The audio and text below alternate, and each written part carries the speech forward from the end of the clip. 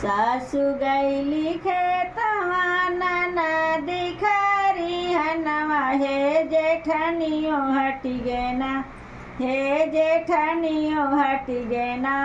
भैया अइलया नवैया हे जेठनियो हट गे ना, भैया अइलया नवैया हे जेठनियो हट गे ना।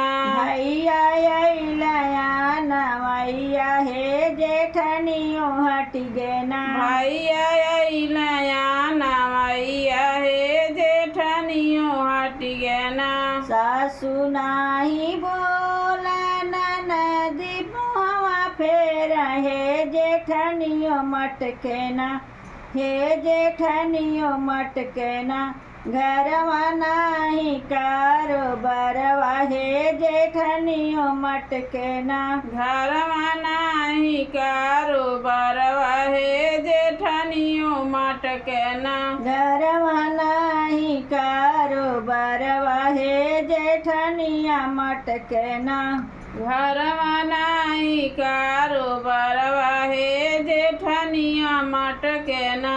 सासु गईली खेतवा ननदी खरिहनवा हे जेठनियो हट गे ना, हे जेठनियो हट गे ना। घर भैया अइलया नवैया हे जेठनियो हट गे ना। भैया अइलया नवैया हे जेठनियो हट गे ना। भैया अइलया नवैया हे जेठनियो हट गे ना। भैया अइलया नवैया हे जेठनियो हट गे ना। ले जाऊ लड़का बच्चा अपन परिवारवा हे की छूटी जइहे ना, हे की छूटी जइहे ना। हमरे कपड़ा के बोझवा हे की छूटी जइहे ना। हमरे कपड़ा के बोझवा हे की छूटी जइहे ना। हमरे कपड़ा के बोझवा हे की छूटी जइहे ना। हमरे कपड़ा के बोझवा हे की छूटी जइहे ना। हम देखब लड़का बच्चा अपन परिवारवा हो की चली हो जइबू ना, हो की चली हो जइबू ना।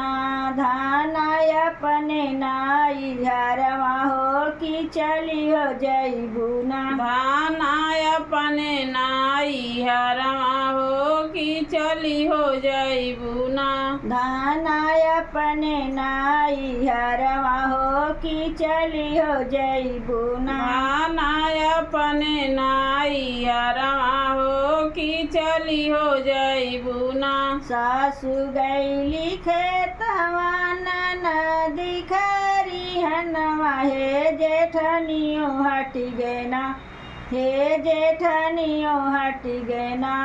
भैया अइलया नवैया हे जेठनियो हट गे ना। भैया अइलया नवैया हे जेठनियो हट गे ना। भैया अइलया नवैया हे जेठनियो हट गे ना। भैया अइलया नवैया हे जेठनियो हट गे ना। ये गीत सुनने के लिए आप लोगों को बहुत बहुत धन्यवाद। चैनल पर नए हैं तो लाइक और सब्सक्राइब कर लीजिएगा और कमेंट करके बताइएगा कि ये गीत आप लोगों को कैसा लगा। जय माता दी।